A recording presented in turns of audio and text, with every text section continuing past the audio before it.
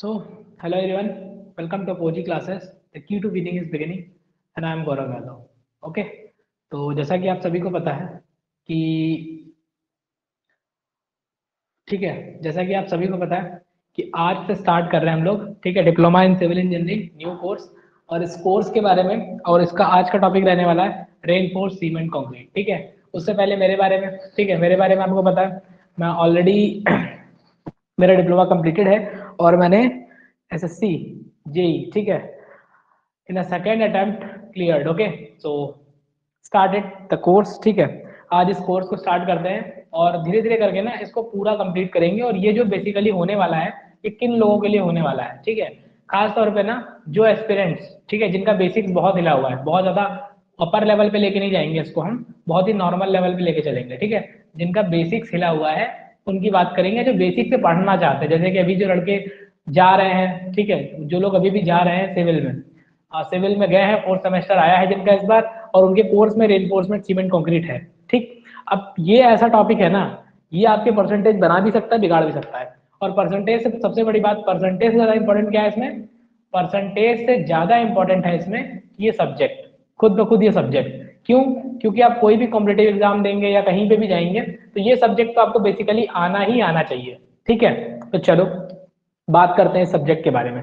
ठीक है, ज्यादा इधर उधर की बातें नहीं, हाँ बस इतना समझ लें, इंपॉर्टेंट है, बहुत इंपॉर्टेंट है। ठीक, ओके, तो फर्स्ट ऑफ ऑल इस सब्जेक्ट की बात कर लेते हैं। इस सब्जेक्ट को पढ़ के हम सीखने वाले क्या क्या है, ठीक है, ये हमारे डिप्लोमा के इंजीनियरिंग में है क्यों। ठीक, ये केवल और केवल कहानी होगी और ये कहानी आपको मेंटेन करनी है एट लास्ट अपने एग्जाम तक। क्यों? क्योंकि एक 5 नंबर का क्वेश्चन, ठीक है, आरसीसी में ऐसा पूछ लेंगे कि बताओ आरसीसी का महत्व क्या है। समझ में आया? पहला क्वेश्चन तो उनका यही रहेगा कि आरसीसी का महत्व क्या है। ठीक, तो हम लोगों ने जो भी इसका सिलेबस उठाया है वो बीटीयू की वेबसाइट से उठाया है, जो अपडेटेड वेबसाइट आई थी आप लोगों के लिए, ठीक है, जो फोर्थ सेमेस्टर के लिए है। क्लियर? तो देखो, अगर हम बात करते हैं कि आरसीसी, आरसीसी से पढ़ के सीखने वाले क्या हैं, असल में आरसीसी डिप्लोमा के कोर्स में इसीलिए डाली गई है ना, कि आप चीजों का डिजाइन जो किया हुआ है उसे समझ पाए, ठीक है, उसकी इंपॉर्टेंस को समझ पाए। डिजाइन का क्या मतलब होता है अभी बातें करते हैं। ठीक है, डिजाइन का मतलब क्या हो वो बताते हैं। पहले तो आप ये समझिए कि जो भी वहां पे स्ट्रक्चर बन रहा है उसकी क्या इंपॉर्टेंस है, उसके बारे में समझ पाए। ठीक है, और अगर उसमें थोड़ी बहुत कुछ चेंजेस करने हैं तो अपने लेवल पे आप क्या कर पाए, चेंजेस कर पाए, इसलिए आरसीसी इंपॉर्टेंट है। ठीक है, इसका बेसिक बेसिक महत्व आ गया।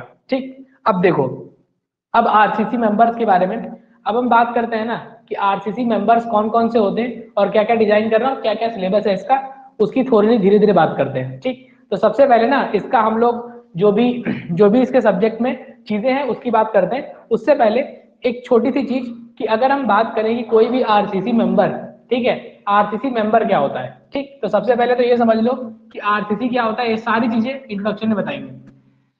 सबसे पहले अगर हम मेंबर्स की बात करते हैं, किसकी बात करते हैं, मेंबर, ठीक है, ठीक है, मेंबर ऑफ बिल्डिंग। ठीक, कोई भी अगर आप एक बिल्डिंग बना रहे हैं, ठीक, तो उस बिल्डिंग में बहुत सारे मेंबर होते हैं। ठीक, उससे मिल के बिल्डिंग बनती है। ठीक है, जैसे कौन कौन से मेंबर होते हैं, तो वॉल होती है, कॉलम होते हैं, स्लैब होती है, फुटिंग होती है। ठीक है, इस तरह के बहुत सारे मेंबर्स होते हैं। तो कौन कौन से मेंबर हैं बेसिकली जो आपको एक दिखते होंगे, कौन कौन से हैं, तो देखो, एक मेंबर है कॉलम। कॉलम जानते हो क्या होता है कि नहीं जानते? जल्दी से बताओ। कॉलम। दूसरा मेंबर होता है बीम, ठीक है, और वॉल, समझ गए, बीम, वॉल, ठीक है, स्लैब, ठीक, स्लैब, लिंटल, लिंटल, और स्टेयर, और बताओ, स्टेयर, ठीक है, retaining wall, T beam, L beam, ठीक है, footing, T beam, L beam, retaining wall. अब देखो, थोड़ा सा ना इनके बारे में थोड़ा थोड़ा इंट्रो जान लो। इंट्रो डेट मीन्स कि आप सभी को पता होगा, ठीक है, इंट्रो डेट मीन्स कि आप सभी को पता होगा column, column is a vertical member which resist the compressive force. ठीक है, ये क्या बात बोल दी, कुछ नहीं भाई, कंप्रेसिव फोर्स के बारे में तो पता है ना, कंप्रेसिव फोर्स और टेंसाइल फोर्स, ठीक है। अभी इतना ही जानो, जिनकी जिनकी सोम खराब है ना वो ठीक हो जाएगी यहीं से। कंप्रेसिव फोर्स का मतलब क्या होता है कि अगर हम किसी बॉडी के ऊपर एक फोर्स लगाए तो उसे बोलते हैं कंप्रेसिव फोर्स। तो कॉलम क्या करता है, सारा का सारा कंप्रेशन रजिस्ट करता है, ठीक। आरसीसी कॉलम का क्या मतलब है, ठीक है। देखो ये तो मेंबर है कॉलम। अब ये जो कॉलम मेंबर है ना, कॉलम को अलग अलग आधार पे अलग अलग तरीके से क्लासिफाई कर सकते हो। क्लासिफाई करने का क्या मतलब होता है, कॉलम को क्लासिफाई करने का मतलब होता है जैसे कॉलम है, अब आपने देखा होगा कहीं कॉलम ब्रिक के बनते हैं, उसे ब्रिक कॉलम बोलते हैं। कहीं खाली कंक्रीट के बन गए, सरिया पड़ी ही नहीं उसमें, ठीक है, तो प्लेन कंक्रीट कॉलम हो गए वो, ठीक है। स्टोन के बन गए, स्टोन कॉलम हो गए। बात समझ में आई। तो कॉलम को अलग अलग आधार पे, और ये तो मेंबर मैंने लिखे हैं, इन मेंबर का यहाँ क्या यूज है उनकी बात करेंगे। तो कॉलम समझ में आया क्या होता है, बस एक वर्टिकल मेंबर जो कि क्या करे, लोड को रजिस्ट करे। दूसरी बात, अब ये जो कॉलम है ना, ये कॉलम खड़ा किस चीज पे होता है, तो नीचे देखा होगा जब गड्ढा खुदता है तो उसके ऊपर कंक्रीटिंग की जाती है ना, क्या करते हैं, कंक्रीट बिछाते हैं और सरिया सरिया लगा करके चार ऊपर ले जाते हैं। तो जिस चीज में फंसाते हैं सरिया को, जिसके ऊपर कंक्रीट बिछाते हैं, उसको बोलते हैं फुटिंग। क्या बोलते हैं, फुटिंग, ठीक है। हिंदी में बोलते हैं पाद, क्या बोलते हैं, पाद, ठीक है। और इसको कालम को कालम ही बोलते हैं। समझ में आया ना, हिंदी और इंग्लिश में कोई फर्क नहीं है, समझ गए। आपको सारे टर्म ऐसे यूज करने पड़ेंगे, लिखवाऊंगा मैं पूरा कंटेंट हिंदी में ही, ठीक है, पूरा नोट्स बनवा के। इधर देखो, इसके बाद क्या आता है, beam. Beam is a horizontal member. Horizontal member का मतलब क्या होता है, एक क्षैतिज, ठीक है, क्षैतिज मेंबर होता है जो क्या करता है, जो कि कंपन और संपीड़न को वहन करता है, यानी कंप्रेशन है, ठीक है, कंप्रेसिव फोर्स को और कौन सा फोर्स, टेंशन फोर्स, दोनों को रजिस्ट करता है, ठीक है। और बेंडिंग मूवमेंट को रजिस्ट करता है। बेंडिंग मूवमेंट क्या होता है, बंका नाघूर्ण, ठीक है। अब बंका नाघूर्ण क्या होता है, हिंदी बोलने में थोड़ी पता चलेगा, ठीक है। तो मूवमेंट आपको पढ़ाया होगा, किसी भी एक्सिस के अबाउट लगने वाला लोड मूवमेंट कहलाता है, ठीक है। सोम में पढ़ा होगा, ठीक है, नहीं पढ़ा है तो फिर पढ़ेंगे हम लोग धीरे धीरे, बार बार यही होगा भाई, ठीक है। इसके बाद वॉल। वॉल का मतलब पता ही आपको, स्लैब बहुत अच्छे से नोन है, बट ना स्लैब बहुत तरीके की होती है, ठीक है। बेसिकली दो तरीके की स्लैब हम लोग यहाँ देखेंगे, one way slab and two way slab. ये वन वे टू वे क्या होता है, सब धीरे धीरे पता चलेगा।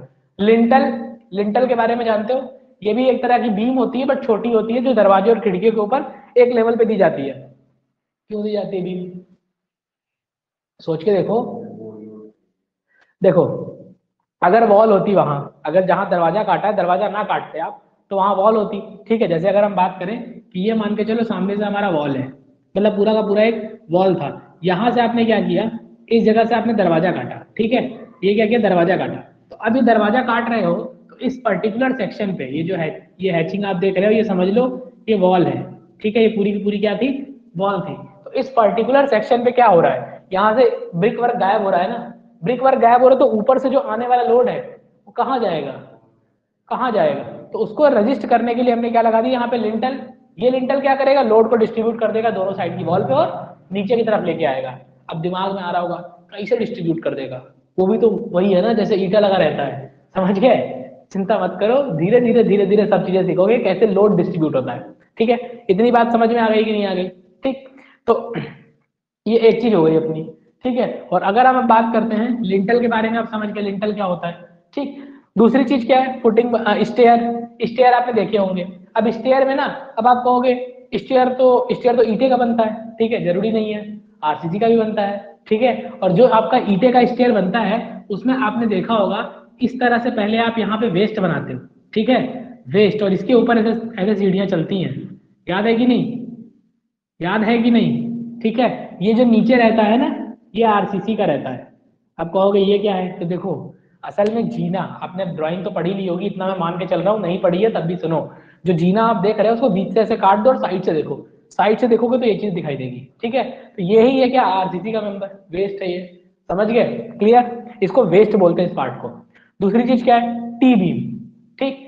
अब कहोगे ऐसी कोई बीम तो हम देखे ही नहीं जो टी सीट में हो, चलो दिखाते हैं, काहे नहीं देखा आपने, देखा है बट आपको पता नहीं है। देखो, नहीं नहीं, टी बीम एल बीम नहीं, ये घर के ऊपर मत जाओ, घर के ज्वाइंट के ऊपर टी बीम एल बीम दिखेगी आपको, ऐसा कुछ नहीं होगा। सुनो, जैसे अगर हम बात करें कि आपका एक सपोर्ट ये था, ठीक है, एज्यूम करो कि एक सपोर्ट आपका ये था, ठीक, और एक सपोर्ट ये था।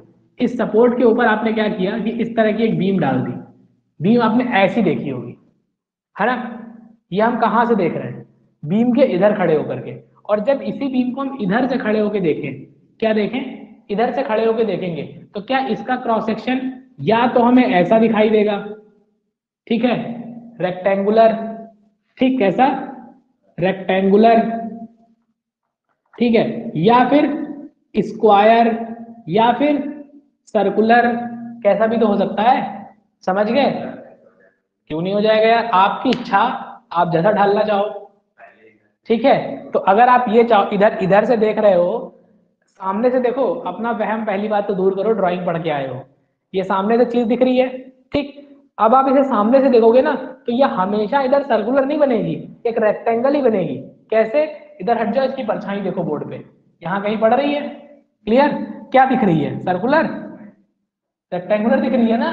तो अब इसका क्रॉस सेक्शन कुछ भी हो सकता है, तो चलो मान लिया इसका क्रॉस सेक्शन ऐसा है, ठीक है। और इसी तरीके से ना क्रॉस सेक्शन इसके कुछ ऐसे बन जाते हैं, जब इसका क्रॉस सेक्शन कुछ ऐसा बन जाए,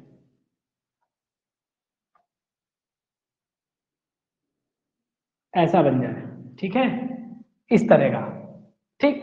अब कहोगे ये कहाँ दिखाई देगा हमको, कभी भी पुल के नीचे जाना, ठीक है, पुल के नीचे आप देखोगे पुल का स्पान, जैसे रोड ऐसे चल रही है तो पुल का स्पान ऐसे होता है, ठीक। आप साइड में जाओ और बीम की शुरुआत को देखो, तो बीम आपको कुछ ऐसी दिखाई देगी, वहां पे बीम आपको कुछ ऐसी दिखाई देगी, ऐसी कटी होती है ना, मतलब ऊपर से आ रही होती है, फिर वो उसको हल्का सा टेपर करते हैं, हल्का सा इस तरह से टेपर करते हैं, और इधर से टेपर करते हैं, ऐसे लेके आते हैं, ऐसे लेके आते हैं, ठीक है। पूरी पूरी बीम को वो ऐसे बनाते हैं, इस सेक्शन में, या तो इस सेक्शन में बनाएंगे, या बहुत ज्यादा करेंगे तो सीधा कर देंगे, ऐसे बना देंगे, ठीक है, क्लियर, ऐसे बना देंगे। वो लोग बस इस सेक्शन को यहाँ से ऐसे काट के ऐसे टेपर कर देते हैं, समझ गए, ऐसे टेपर कर देते हैं, ऐसे, क्लियर।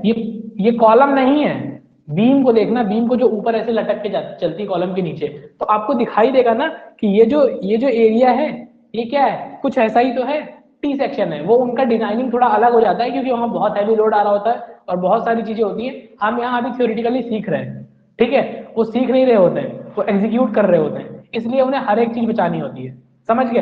अब टी बीम आ गई, ऐसे ही एल बीम आ जाती है, क्लियर। जब केवल इतना पोर्शन, अगर यह पोर्शन कट कर दे तो बचेगा क्या, एल बीम। एल बीम कुछ ऐसी आ जाती है, एल बीम कुछ ऐसी आ जाती है, ठीक है ना।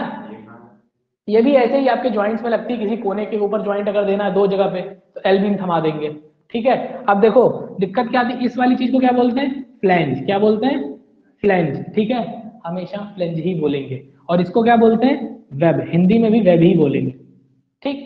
समझ में आया कि नहीं आया, क्लियर।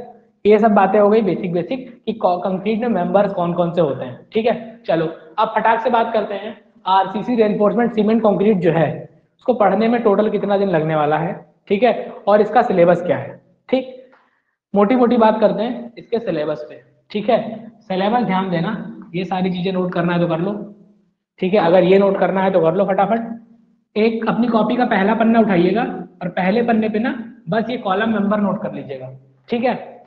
और किसी दिन अगर टाइम मिला तो आपको जरूर बताएंगे कि एसएससी जेई, ठीक है, कौन कौन से सब्जेक्ट हैं, क्या क्या इंपॉर्टेंस है, कौन कौन से डिपार्टमेंट होते हैं, बाकी सारी बातें, ठीक है, क्लियर। तो चलो अब आ जाते हैं सिलेबस पे, इसका सिलेबस क्या है, तो देखो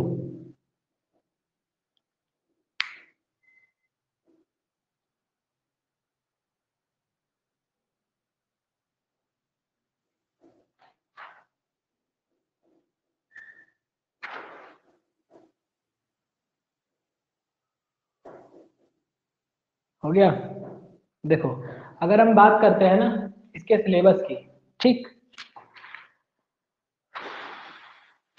तो सबसे पहला ना, अकॉर्डिंग टू आपके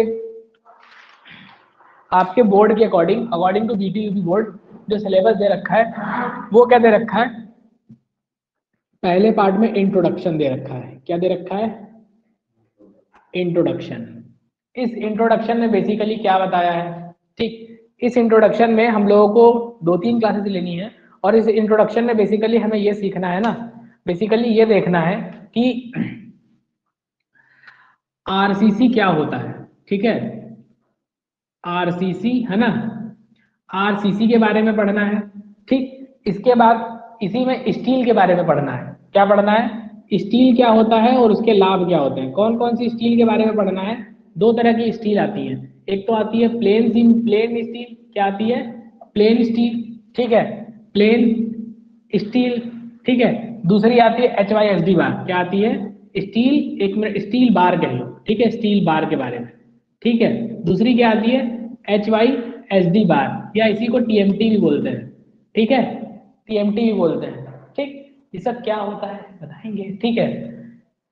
इसके बाद इंट्रोडक्शन में दो चीजें पढ़नी है, RCC के बारे में और इन दोनों बार के बारे में, है ना। और थोड़ा बहुत जो RCC की बेसिक चीजें बचेंगी उसके बारे में, बेसिक इंट्रोडक्शन। फिर दूसरा क्या है, introduction of designing method of RCC, ठीक है, introduction of designing method, introduction, ठीक है, introduction of design method of RCC, design method of RCC। बात समझ में आया, कौन कौन से मेथड्स हैं, ठीक है। तो बेसिकली 3 मेथड इन्होंने सुझाए हैं, ठीक। पहला तो आपको WSM मेथड, WSM का मतलब वर्किंग स्ट्रेस मेथड, ठीक है, वर्किंग स्ट्रेस, ठीक है, मेथड, क्लियर। दूसरा मेथड क्या है, LSM मेथड, क्या है, LSM मेथड। LSM का मतलब क्या होता है, लिमिट स्टेट मेथड, क्या होता है, लिमिट स्टेट मेथड, ठीक है। क्लियर। तो देखो, limit state method, limit state method, ठीक है। लिमिट स्टेट मेथड के बाद तीसरा क्या है, यूनिट लोड मेथड, ठीक है, क्या है, यूनिट लोड मेथड, ठीक है। इन्हें डिजाइन फिलोसफी कहते हैं, इन्हें क्या कहते हैं, डिजाइन फिलोसफी कहते हैं, ठीक है। एक एक चीज में लिखवाऊंगा। या फिर अल्टीमेट लोड मेथड, क्या बोलेंगे इसको, अल्टीमेट, अल्टीमेट लोड मेथड, ठीक है। ये सारे मेथड्स के बारे में पढ़ना है, इनके अजम्पशंस क्या क्या होते हैं, इन मेथड में क्या पढ़ना है, तो इन मेथड में पढ़ना है कि इनके अजम्पशंस क्या क्या होते हैं, अजम्पशंस, है ना। और इनमें लोड कैलकुलेशन कैसे करते हैं, क्या पढ़ना है, लोड कैलकुलेशन कैसे करते हैं, ठीक है। लोड कैलकुलेशन का क्या मतलब, सपोज करो अभी घर बना नहीं है, ठीक है, बिल्डिंग बनी नहीं है, आपको बिल्डिंग बनानी है, ठीक। तो अब आपको नींव खोदनी है, नींव कितनी गहरी खोदे कि आज से 10 साल बाद भी यहाँ पे सेटलमेंट ना हो या दीवारों में क्रैकिंग ना आए, ये किस बात पे निर्भर करता है, बिल्डिंग का लोड कितना आने वाला है, ठीक। भाई बिल्डिंग बननी तो लोड तो आएगा ही ना, इतना सब कुछ लगाओगे उसमें तो उसका लोड आएगा, लोड सारा कहाँ जाना है, सॉइल पे।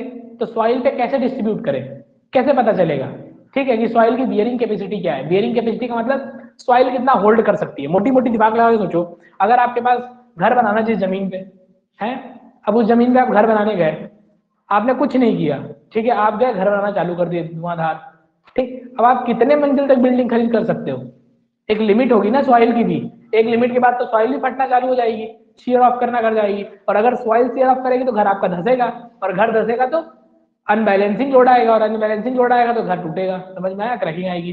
तो आप क्या चाहते हो, पहले टेस्ट करोगे ना, बियरिंग कैपेसिटी टेस्ट करोगे सॉइल का, सॉइल कितना लोड ले सकती है। अगर नहीं लोड ले सकती है तो हम सॉइल को उस लायक बनाएंगे या जमीन बदलेंगे, इतने अमीर तो हो नहीं, ठीक है। बात समझ में आई, तो सॉइल को सुधार ही लोगे ना, इतनी ज्यादा जमीन क्या दिखता है। इतनी बात समझ में आ गई क्या। तो देखो इनमें अजम्पशन, अजम्पशन मतलब क्या होता है, अजम्पशन मतलब अवधारणाएं मान लेते हैं, ठीक है, कि ऐसा ऐसा होगा, क्योंकि हर चीज ना एकदम एक्यूरेट और एक्चुअल नहीं होती है, समझ गए। अगर हर चीज एक्चुअल लेके चलोगे तो आप कभी कुछ सीख ही नहीं पाओगे। तो कुछ अवधारणाएं हैं जो मान करके हम अपना काम करेंगे, ठीक है, क्योंकि उनसे कुछ बहुत ज्यादा फर्क नहीं आने वाला।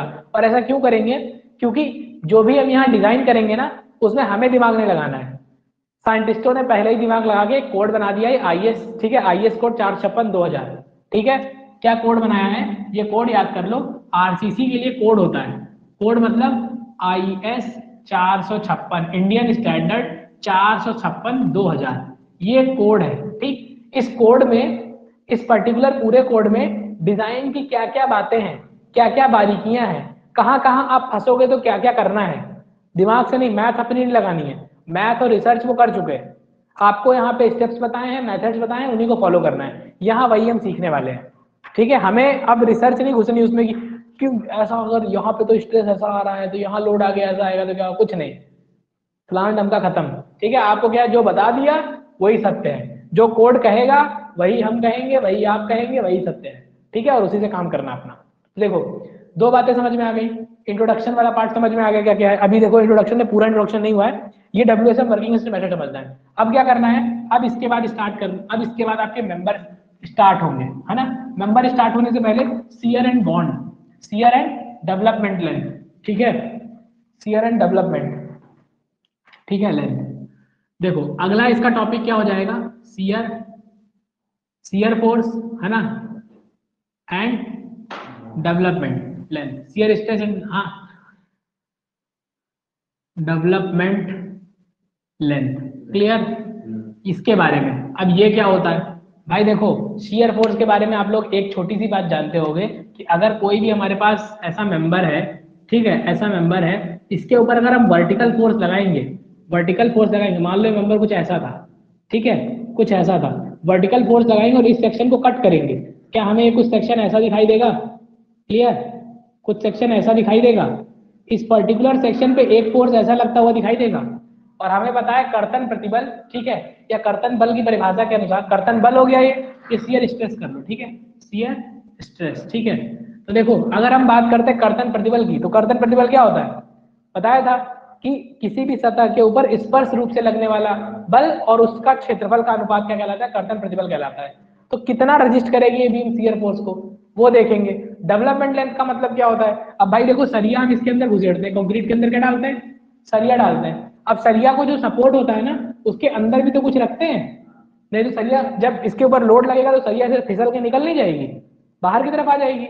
तो वो बॉन्ड बना रहे, ठीक है, या कितनी लेंथ तक डाले, तो उस लेंथ को क्या बोलते हैं, डेवलपमेंट लेंथ। बेसिकली अभी इतना ही समझो, अभी तो इसकी डिटेल एनालिसिस बाकी है, ठीक है। इसके बाद क्या पढ़ोगे, इसके बाद अब आप शुरू करोगे क्या, ठीक है, सिंगली बीम, क्या, सिंगली बीम, सिंगली बीम में क्या क्या पढ़ोगे, सिंगली बीम में इसका एनालिसिस, एनालिसिस, एनालिसिस बोले तो विश्लेषण, ठीक है, एनालिसिस पढ़ना है। एनालिसिस के बाद क्या पढ़ना है, इसके ऊपर कुछ क्वेश्चंस और इसके बाद डिजाइन, डिजाइन, ठीक है, design of singly reinforced beam, singly reinforced beam, clear, इतनी बात समझ में आई। दूसरी चीज क्या पढ़नी है, डबली बीम, क्या पढ़नी है, डबली बीम, डबली बीम में क्या पढ़ना है, डबली बीम में इसका एनालिसिस, डबली बीम में भी क्या पढ़ना है, इसका एनालिसिस, और इसका डिजाइन नहीं पढ़ना है, एरिया कैलकुलेशन पे काम खत्म हो जाएगा, ठीक है। ये सभी की सभी चीजें किस मेथड से पढ़नी है, एलएसएम से, किससे पढ़नी है, एलएसएम, लिमिट स्टेट मेथड से पढ़नी है, ठीक है। इसके बाद क्या आ जाएगा, डबली हो गया, सिंगली डबली, ठीक है, बीम, बीम के बाद क्या आएगा, है ना, सिंगली बीम, डबली बीम। इसके बाद कह सकते हो कि लिंटल पढ़ना पड़ेगा आपको थोड़ा बहुत, ठीक है, या कह लो क्या पढ़ लो, लिंटल, क्या पढ़ लो, लिंटल, ठीक है, लिंटल। और इसी में सनसेट भी पढ़ लेना, है नहीं सिलेबस में, बट क्या करते हैं ना, सनसेट के न्यूमेरिकल लगाने बस, ठीक है, सनसेट, ठीक है, जो आपका छज्जा होता है उसकी बात कर रहे हैं, ये वाली चीजें हो गई। इसके बाद क्या, स्लैब, क्या पढ़ोगे, स्लैब, स्लैब भी दो प्रकार की होती है, वन वे स्लैब, ठीक है, वन वे स्लैब और टू वे स्लैब, मैं अलग अलग ही लिख देता हूं, वन वे स्लैब, ठीक है, और दूसरी क्या, two way slab, two way slab. अब देखो वन वे स्लैब में क्या पढ़ोगे, फिर से एनालिसिस एंड डिजाइनिंग, दो ही मेन चीजें हैं, एनालिसिस एंड डिजाइन, ठीक है ना। इसमें भी क्या, same analysis and design by LSM, ठीक है, बाई एलएसएम।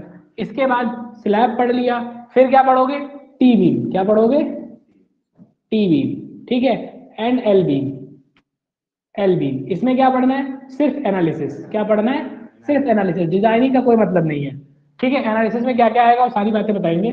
इसके बाद टी बीम, एल बीम, ठीक है, फिर कॉलम, एक्सियली लोडेड कॉलम, ठीक है, कॉलम, कॉलम में क्या क्या, कॉलम में क्या क्या, short column, short column, long column, ठीक है, और हेलिकल कॉलम, ठीक है, हेलिकल कॉलम। फिर फुटिंग, क्या पढ़ेंगे? फुटिंग, ठीक है। फुटिंग के बाद, फुटिंग में भी एनालिसिस और डिजाइनिंग, समझ में आया? फुटिंग, फुटिंग के बाद क्या पढ़ेंगे? ठीक है, फुटिंग के बाद रिटेनिंग वॉल और रेनफोर्समेंट स्ट्रक्चर है नहीं, इसके बाद थोड़ा सा टॉपिक बचेगा, प्री स्ट्रेस। क्या बचेगा? प्री स्ट्रेस कंक्रीट, ठीक है, क्लियर। अब देखो, एक दिक्कत आपके सामने हमेशा आने वाली है, क्या? कि ये सारे के सारे हम एलएसएम से पढ़ने वाले हैं, ठीक। आज के पहले तक क्या होता था, मतलब एक साल पहले तक डब्ल्यूएसएम मेथड से सब कुछ करते थे, ठीक है। ये सारा डिप्लोमा होल्डर्स डब्ल्यूएसएम मेथड से पढ़ते थे और बीटेक होल्डर्स एलएसएम मेथड से पढ़ते थे, ठीक है। क्योंकि यही मेथड एलएसएम ही आज की डिजाइनिंग में यूज होता है, डब्ल्यूएसएम यूज नहीं होता है, आउटडेटेड हो गया, पुराना हो गया, उसका काम खत्म हो गया है, ठीक है। पहले वही तो, अब उसने डिप्लोमा में भी उसको बंद कर दिया है। बट दिक्कत क्या होती है ना, अब एग्जाम वाले खेलते हैं, ठीक है। जैसे अभी एसएससी 2022 में जो भी दिया था हम लोगों ने 2022 में, इसमें एसएससी खेल गई।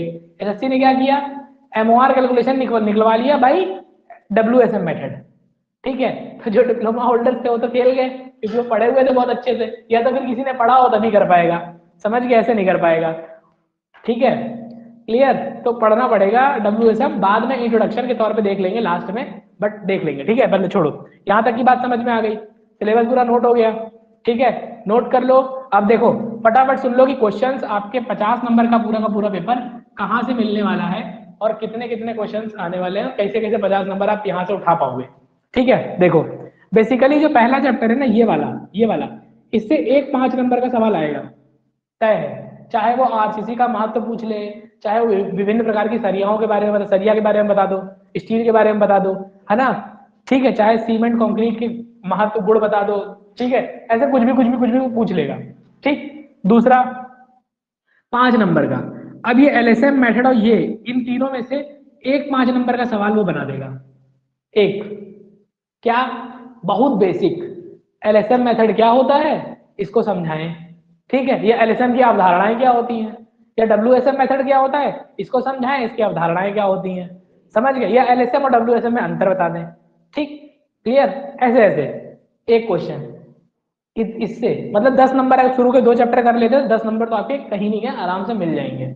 10 नंबर के बाद एनालिसिस ऑफ बीम, ठीक, एनालिसिस ऑफ बीम बहुत बढ़िया टॉपिक है। इससे क्या दिक्कत है ना, अगर बीम का डिजाइन आया तो कम से कम 15 नंबर का आएगा, 10 से 15 नंबर का, और अगर एनालिसिस आया तब भी 10 नंबर का आएगा, समझ गए। उससे कम में कुछ बात नहीं होनी है, 5 नंबर में कुछ नहीं होना है।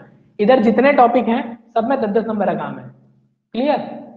अगर डब्ल्यू बीम से क्वेश्चन आया तब भी 10 से 15, 10-10 नंबर के बीच का आएगा, 15 तो नहीं मिलेंगे, 10-10 नंबर के आएंगे, या तो ये या ये, इन दोनों में से कोई एक आएगा, ठीक है। ऐसे ही लिंटल, मतलब इन तीनों में से कोई एक आएगा, या तो सिंगली बीम, डबली बीम या लिंटल, तीनों में से कोई एक आएगा, 10 नंबर का आएगा।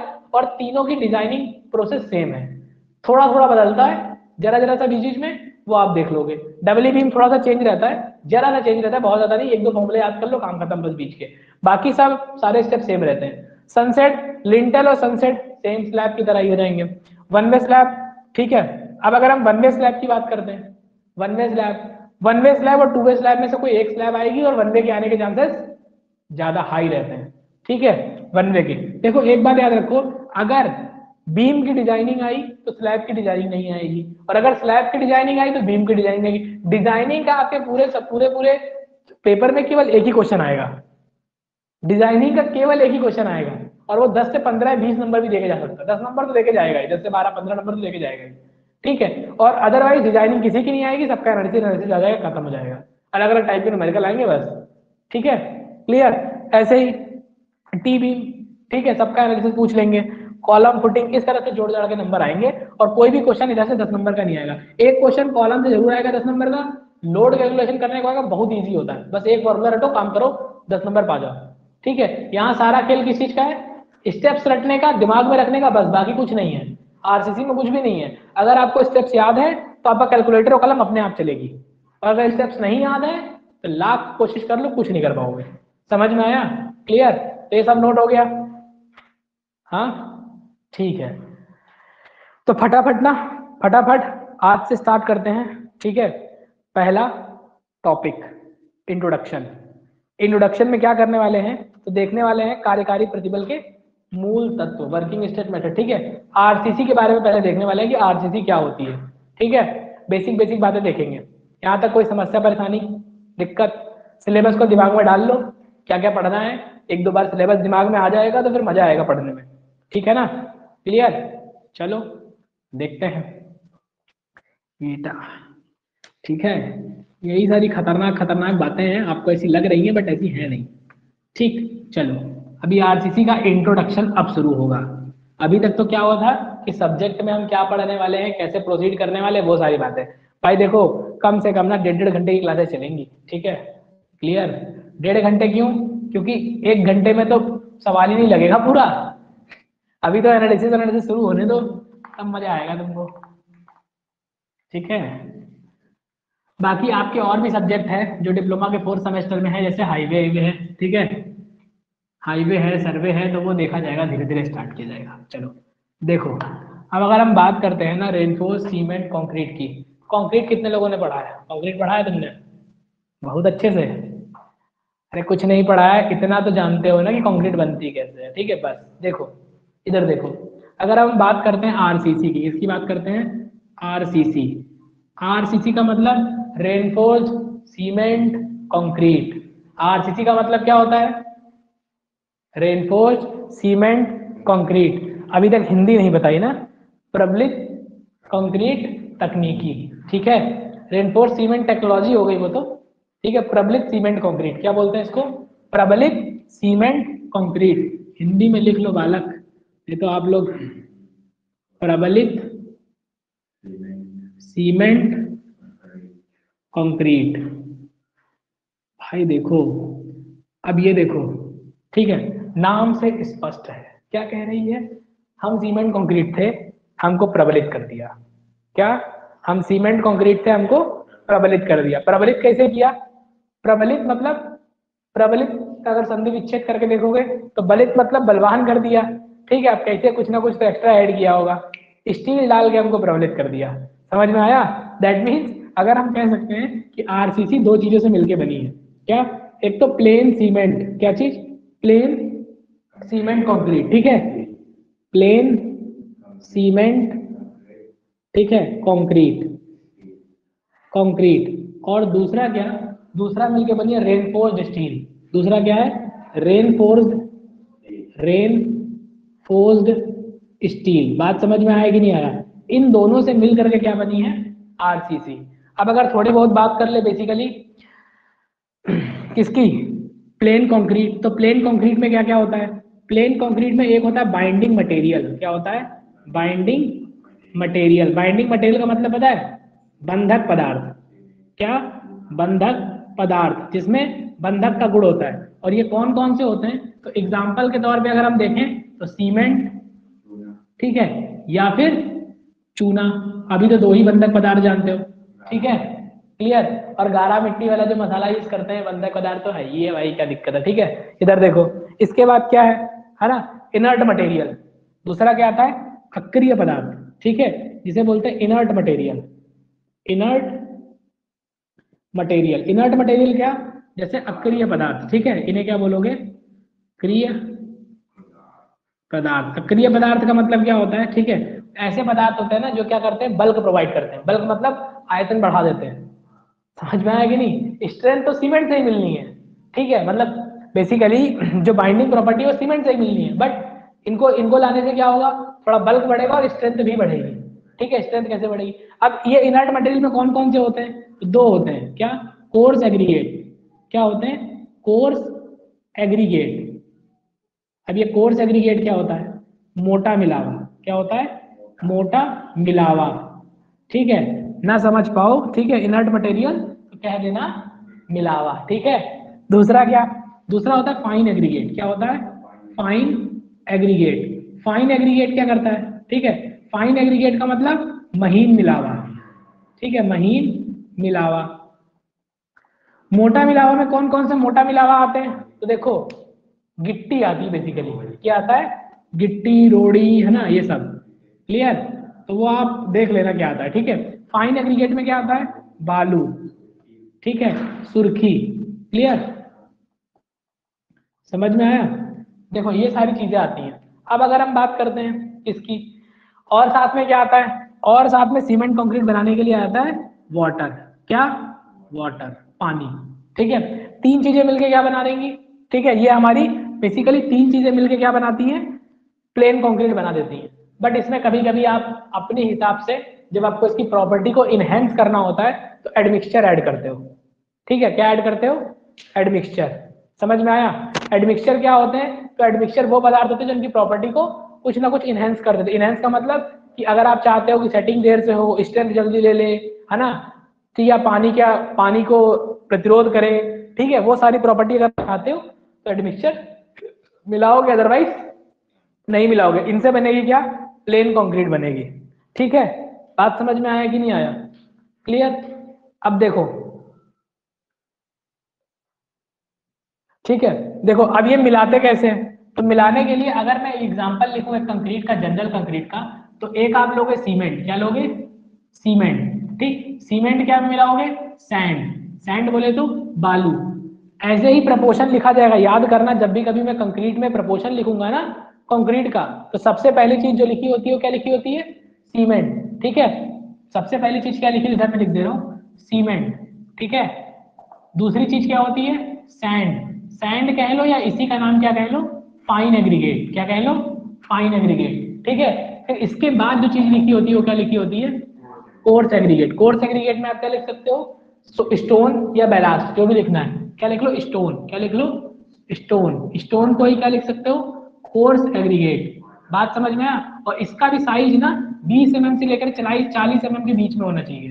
20 mm टू 40 mm। चिंता मत करो, इन सारी बातों के लिए ना कोड कुछ ना कुछ कहता है। ठीक है, वाटर का रेशियो यहाँ लिखते हैं।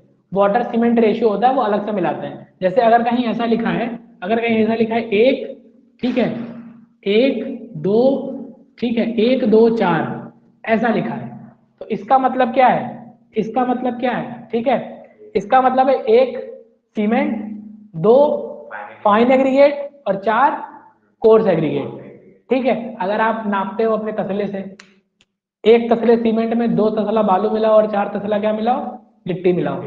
ठीक है, ये ऐसे बोलते हो। ठीक, लेकिन यहाँ ऐसा नहीं चलता है ना, यहाँ रेशियो में बात करेंगे हम लोग। ठीक है, बात समझ में आई? क्लियर? यही कंक्रीट मिक्सचर किसका भी हो सकता है, यही मिक्सचर लाइम का भी हो सकता है। बाइंडिंग मटेरियल में आप क्या रख सकते हो? लाइम रख सकते हो, सैंड रख सकते हो, ठीक है, लाइम रख सकते हो, सुर्खी रख सकते हो, या फिर ब्रिक बैलास्ट। ठीक है, लाइम, सुर्खी, सुर्खी और ब्रिक बैलास्ट। ब्रिक बैलास्ट का मतलब पता है क्या होता है? ईंटे की रोड़ी जो टूट जाती है, ब्रिक बैलास्ट। ठीक है, तो उनका रेशियो भी अलग अलग हो जाता है। बात समझ में आ गई कि नहीं आ गई? यहाँ तक नोट करो फटाक से। बेटा एक कॉपी बना लो ढंग की, ठीक है, रफ और दुनिया और तारीख कुछ नहीं चलेगी। एक ढंग की कॉपी बना लो, पूरे नोट्स लिखवाते हुए लेके चलूंगा। ठीक है, क्लियर?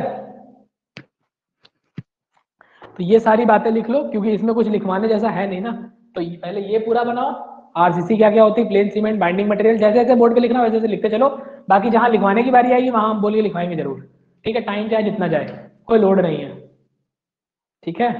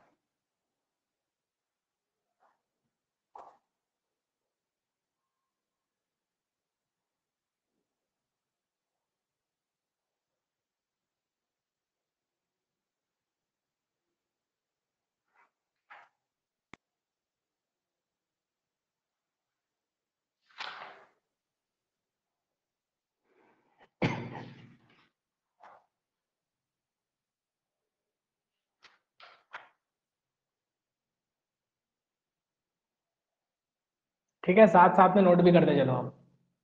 क्लियर? चलो, देखो यहां तक तो बात हो गई कंक्रीट की। अभी हम सारी की सारी बातें कंक्रीट की कर रहे हैं, अभी रेनफोर्स्ड स्टील की बात नहीं कर रहे, अभी पूरा का पूरा कंक्रीट के बारे में पढ़ रहे हैं। ठीक है, तो कंक्रीट के बारे में हमने क्या जान लिया? कंक्रीट तीन पदार्थ से मिलकर बना होता है, बाइंडिंग मटेरियल, ईंधन मटेरियल और वाटर से मिलकर बना होता है। ठीक है, बाइंडिंग मटेरियल में हम क्या यूज कर सकते हैं? लाइम और सीमेंट यूज कर सकते हैं। बेसिकली आज के टाइम पे सीमेंट यूज होती है, डिफरेंट डिफरेंट टाइप की सीमेंट होती है, वो कंक्रीट टेक्नोलॉजी में आप पढ़ के आए होंगे, अदरवाइज आप बिल्डिंग मटेरियल पढ़ के आए होंगे, ठीक है, वो सारी बातें देखी है। इसके बाद फिर हम लोग क्या कहते हैं, इनर्ट मटेरियल।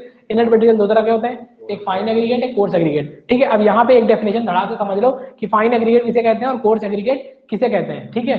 देखो फाइन एग्रीगेट और कोर्स एग्रीगेट को अगर हम डिफाइन करें तो ऐसा समझ लो कि वो पदार्थ है ना, फाइन एग्रीगेट क्या होता है, ठीक है, एग्रीगेट कहते किसको है, तो मोटी मोटी बात ये समझ लो, फाइन एग्रीगेट का मतलब ये होता है जो 4.75 mm की चालनी हो, ठीक है, एक छन्नी होगी, ठीक है, छन्नी जिसे जानते हो, वो 4.75 mm, 4.75 कैसे, मतलब देखो छन्नी कुछ ऐसे होती है ना, छन्नी में कुछ ऐसे छेद बने होते हैं ऐसे ऐसे करके, तो ये जो डायगोनल है ना उनका डायगोनल, वो कितना होना चाहिए, 4.75 mm का, ठीक।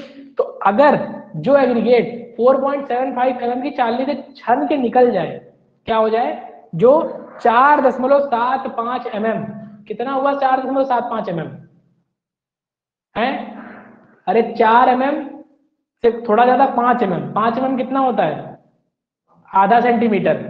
अपनी स्केल उठाओ, थोड़ा बुद्धि खोलो, स्केल 1 सेंटीमीटर देखा है, उसका आधा से भी थोड़ा कम, इतनी महीन चालनी होगी, उस चालनी से जो एग्रीगेट छन जाए, क्या हो जाए, अगर एग्रीगेट जो है ना 50% से ज्यादा पास हो जाए, क्या हो जाए, मोर देन 50%, मोर देन, या ऐसा सिंपल सा लिख लो, ठीक है, अगर पास हो जाए, क्या हो जाए, जो पास हो जाए, ठीक, पास हो जाए उसे क्या बोलेंगे, फाइन एग्रीगेट, और जो उसके ऊपर रिटेन हो जाएगा उसे क्या बोलेंगे, कोर्स एग्रीगेट। याद रहेगा इतनी बात, ठीक है, जो उसके ऊपर क्या हो जाए, रिटेन हो जाए उसे क्या बोलेंगे, कोर्स एग्रीगेट। ये कहीं नोट पॉइंट पे लिख लो, ठीक है।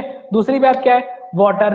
अब जो हम लोग सीमेंट कंक्रीट बनाते समय वाटर यूज करते हैं ना, तो केवल पीने, लगभग पीने योग्य पानी होना चाहिए, तालाब और सब का पानी चला सकते हैं, सम टाइम पे यूज कर सकते हैं जब एडवर्स कंडीशन में, जब कोई कंडीशन ना दी हो, है ना, लेकिन समुद्र के पानी का यूज कभी नहीं करेंगे जब तक कि एकदम आफती ना आ जाए, और जब आ भी जाएगी तो उसको भी ट्रीट करके यूज करेंगे, ठीक है। और इसके लिए जो पीएच वैल्यू होनी चाहिए ना, पीएच वैल्यू वो 6.5 से लेकर के 8.5 के बीच में होनी चाहिए, 6.5 टू 8.5 के बीच में होनी चाहिए। इतनी बात समझ में आ गई क्या, ठीक है, चलो एक बात तो छोड़ दो। इसके बाद मैंने क्या बताया कि हमें कहीं भी इस तरह का रेशियो दिखाई देगा तो इसका मतलब क्या होता है, 1 2 4, कि उसमें एक सीमेंट है, सैंड है और स्टोन है, लाइन के लिए ये वाली कहानी हो गई, ठीक है। अब देखो, अब अगर हम कंक्रीट को बताएं, ठीक है, तो कंक्रीट को मिलाने के आधार पे, मतलब कंक्रीट तैयार आप कर रहे हो, तो कंक्रीट तैयार कैसे करोगे, तीनों चीजों को मिलाओगे, तो मिलाने के आधार पे कंक्रीट को दो प्रकार में बांटा गया है। कौन कौन सी, नॉमिनल मिक्स कंक्रीट और डिजाइन मिक्स कंक्रीट, ठीक है। कंक्रीट को मिलाने के आधार पे दो दो भागों में बांटा गया है, नॉमिनल मिक्स कंक्रीट और डिजाइन मिक्स कंक्रीट।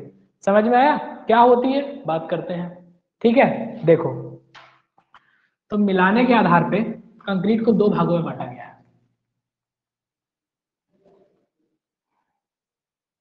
देखो,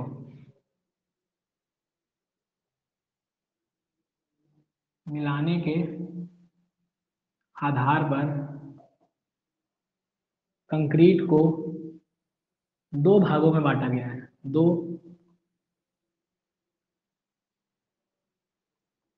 भागों में बांटा गया है, ठीक। कौन कौन से दो भाग हैं, पहला है नॉमिनल मिक्स कंक्रीट, ठीक है। दूसरा क्या है, पहला है नॉमिनल मिक्स कंक्रीट, दूसरा क्या है, डिजाइन मिक्स कंक्रीट। क्या है, डिजाइन मिक्स कंक्रीट, ओके। अब अगर हम बात करते हैं नॉमिनल मिक्स कंक्रीट क्या होता है, तो सुनो, देखो एक एक करके बात करते हैं, फिर अभी लिखवाऊंगा बोल करके, ठीक है। Nominal mix concrete, okay. देखो, अगर हम नॉमिनल मिक्स कंक्रीट की बात करते हैं तो ये क्या होता है, हमारे पास, हमें पता था, देखो हमें क्या पता था, ठीक। पहली चीज देखो, आपका बेसिकली घर बन रहा है, ठीक है, या आपको एक बीम कास्ट करनी है, बीम ढालनी है, लिखना नहीं है, अभी लिखने का टाइम देंगे, चिंता मत करो, ठीक है, तभी लिखवाएंगे तो लिख लेना, रुक जाओ। देखो, अगर हम बात करते हैं तो आपको एक बीम ढालनी है, ठीक, बीम ढालनी है तो आप कहोगे कंक्रीट बनेगी, वेरी गुड, कंक्रीट बनाओ। कंक्रीट बनाने के लिए क्या करोगे, सब कुछ लेके आओगे, लेके आके क्या करोगे, सबको मिलाओगे, ठीक। तो मिलाने का अनुपात क्या होगा, आपके घर पे घर बनाए, आज तक आपने कभी अनुपात की बात नहीं की, एक बोरी सीमेंट आता है, वो अपने आप से मसा गिट्टी नपवाता है, मोरंग नपवाता है, सीमेंट मिलाता है और बना देता है। ठीक, काम खत्म, कास्टिंग हो गई, लोड सह गया। थोड़ा बुद्धि से सोच के देखो कि जो आपकी बीम के ऊपर आने वाला लोड है, क्या उतनी स्ट्रेंथ आपकी बीम की है? देखो, दो बातें होती हैं, अभी दिमाग में बैठा लो। एक होती है स्ट्रेंथ, क्या होती है? एक होती है स्ट्रेंथ, दूसरी होती है स्ट्रेस। क्या होती है? स्ट्रेस। स्ट्रेस कब आती है? जब बॉडी पे लोड लगता है। क्या लगता है? लोड। स्ट्रेस का मतलब क्या होता है? प्रतिबल। देखो क्या होती है? प्रतिबल। और एक होता है सामर्थ्य। क्या होता है? सामर्थ्य। ठीक है, सामर्थ्य बोलते हैं इसको। हिंदी पे मत जाएं, कृपया इधर देखें। ठीक है, देखो सामर्थ्य, जैसे आपसे पूछें तो आपका सामर्थ्य कितना है, तो सामर्थ्य का क्या मतलब है कि आप किसी चीज को, कितने भार को आप उठा सकते हो या वहन कर सकते हो, आपके अंदर शक्ति कितनी है उठाने की। ठीक है, मान के चलो कि तुम्हारी सामर्थ्य है 100 न्यूटन, या फिर ऐसा कर लो 10 न्यूटन पर मीटर स्क्वायर, मान लेते हैं। ठीक है, इतना प्रतिबल ले सकते हो। ठीक है, स्ट्रेंथ। और स्ट्रेस का मतलब क्या है कि जो तुमने अभी उठाया हुआ है ना, उसकी वजह से कितना स्ट्रेस आ रहा है, अब उसकी वजह से कितना आ रहा है, समझ गए? वो स्ट्रेस हो गया। तो जैसे आपको जो बीम कास्ट करनी थी, ठीक है, मान लो आपको एक बीम कास्ट करनी है। ठीक, अब इस बीम के ऊपर लोड लगेगा 100 न्यूटन का। कितने का? 100 न्यूटन का। इसका एरिया कुछ भी मान लिया, 1 मीटर स्क्वायर का एरिया है जस्ट सपोज। तो इस बीम के ऊपर आने वाला स्ट्रेस कितना है? स्ट्रेस वो है 100/1 बराबर 100 न्यूटन पर मीटर स्क्वायर। क्या इतना ही स्ट्रेस है इस बीम के ऊपर?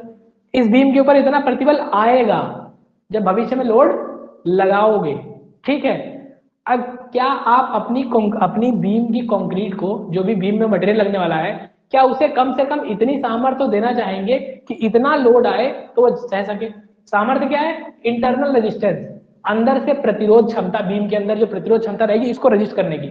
हम क्या चाहेंगे कि सामर्थ्य या तो ज्यादा हो या उसके बराबर हो, कम ना हो। अगर ये सामर्थ्य ही कम हो गई तो इतना लोड डालोगे तो बीम क्या कर जाएगी? ब्रेक हो जाएगी, फेल हो जाएगी, टूट टाट के बराबर हो जाएगी। फायदा क्या बीम बनाने का तुम्हारे, इतना पैसा लगाने का? समझ में आया? तो तुम चाहोगे ना कम से कम इतनी सामर्थ्य तो आए, इससे ज्यादा आए, कम ना आए, ऐसा चाहोगे।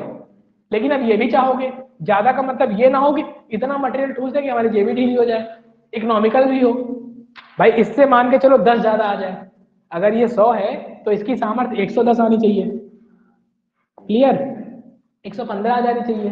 अब ऐसा नहीं है कि वो 100 है और ये सामर्थ्य आ रही 200, तो 200 लाने के लिए मटेरियल भी ज्यादा लगाना पड़ेगा। वो सामर्थ्य आप यूज भी नहीं कर पा रहे हो, क्योंकि जो लोड आपने डाला है वो कितने का है? बस 100 का। 100 के ऊपर डालोगे तब तो दिक्कत है। क्लियर? अब ये सामर्थ्य आती कैसे है, ये वाली सामर्थ्य कैसे आती है? तो आपने कहा सर ये वाली सामर्थ्य लाने के लिए ना हम क्या करेंगे, हम एग्रीगेट सीमेंट और सबको मिलाएंगे। क्या करेंगे? सबको मिलाएंगे और मिला देंगे तो हमारी सामर्थ्य आ जाएगी। ये किस बात पे निर्भर कर रहा है? किस अनुपात में मिलाया आपने? सोचा? जो मिला दिया था, बीम ढल गई थी, क्या उसकी सामर्थ्य एग्जैक्टली उतनी है या इकोनॉमिकल है? कभी किसी ने सोचा? नहीं सोचा। तो जब हम ऐसे ऊट पटांग काम करते हैं तो वो सारी की सारी कंक्रीट क्या आती है? Nominal mix. ठीक, इसमें हाँ वैज्ञानिकों ने क्या किया, थोड़ी बहुत इस ऊट पटांग लोगों की रिसर्च के लिए एक छोटा काम कर दिया। क्योंकि देखो स्ट्रक्चर भी दो तरीके के होते हैं, बहुत बड़े बड़े बनते हैं, बहुत छोटे छोटे बनते हैं। बड़े बड़े स्ट्रक्चर में बहुत छोटी छोटी बातों का याद रखना, ध्यान रखना बहुत जरूरी है। क्यों? क्योंकि छोटे छोटे खर्चे बहुत बड़े खर्चे हो जाएंगे। कोई 1000 करोड़ का प्रोजेक्ट है, या कोई 10 करोड़ का प्रोजेक्ट है, 20 करोड़ का प्रोजेक्ट है, 100 करोड़ का प्रोजेक्ट है। अब उसमें अगर आप एक एक रुपए की बात करोगे ना तो कितना चला जाएगा सोच लो। ठीक है, एक एक रुपए भी उसके लिए बहुत बड़ी बात है। लेकिन अगर मान के चलो आपका छोटा सा कोई प्रोजेक्ट है 10 लाख 5 लाख का, वहां पे अगर 10-20 हजार नुकसान हो गए तो कोई बहुत बड़ी बात नहीं है। लेकिन हाँ कोशिश करेंगे। तो इसके लिए वैज्ञानिकों ने क्या किया ना, जो हमारे साइंटिस्ट थे, जिन लोगों ने रिसर्च करी इसके ऊपर, उन लोगों ने क्या किया कि कहा कि देखो हम क्या करेंगे, नॉमिनल मिक्स कंक्रीट बनाएंगे और नॉमिनल मिक्स कंक्रीट की सामर्थ्य बता दी कि अगर आप इसी अनुपात में चीजों को मिलाओगे तो कम से कम उसकी इतनी सामर्थ्य आ जाएगी। समझ गए? और वो सामर्थ्य कैसे बताया? तो वॉल्यूम बैचिंग की। कैसे की? वॉल्यूम के अनुसार नापा। तो उन्होंने क्या क्या बताया, देखो उन्होंने कहा कि इसमें ना, इसमें आप जो यूज करते हो उसको उसमें ऐड करो। आयतन में नापते हैं, किसमें नापते हैं? आयतन में, जैसे अपने घर में आप तसले से नापते हो, बोरी से नापते हो, तो ये आयतन ही तो है, एक तसला, दो तसला, तीन तसला, ठीक है। तो इन लोगों ने बताया कि आयतन में नापो, वॉल्यूम बैचिंग करो, वेट बैचिंग नहीं करो। देखो नापना भी दो तरीके से होता है किसी चीज को, जैसे सीमेंट नापनी है, दो तरीके से नाप सकते हो, 50 किलो की बोरी या एक तसला। अब एक तसले में कितना आया तो डिपेंड करता है ना, तसला तसला कितना बड़ा छोड़ो, दूसरी बात ये भी है कि अब तुमने ऐसे ऊपर से कुरे दिया, ऐसे ऊपर रख दिया, अब ऊपर हल्का हल्का ढेर बनाया, दूसरा आया, दूसरे बाद दूसरा तसला ले गया, पहले उस पर डाला, दबाया, फिर डाला, फिर दबाया, तो अभी सीमेंट ज्यादा आ गई ना, तो वॉल्यूम तो बिगड़ गया।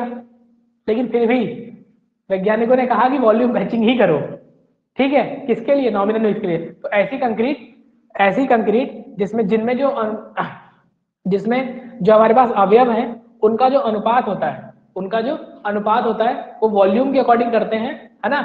और जो इनसे प्राप्त होने वाली सामर्थ्य होती है, ये जरूरी नहीं है कि जो सामर्थ्य बताई गई है उसी के अनुसार मिले, उससे कम भी मिल सकती है और ज्यादा भी मिल सकती है, ठीक है, अनुमानित है। तो इस तरह की सामर्थ्य, इस तरह के मिक्स को क्या बोलते हैं, नॉमिनल मिक्स कंक्रीट बोलते हैं। क्या ये बात समझ में आ गई, क्लियर। तो अब हेडिंग डालो और लिखना चालू करो पहले, ठीक है,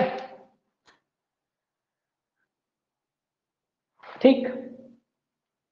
लिखो फटाक से, सबसे पहले लिखो मिलाने के आधार पर कंक्रीट को दो भागों में बांटा गया है।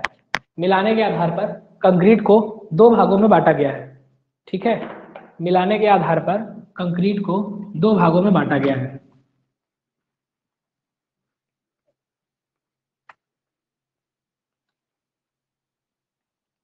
ठीक।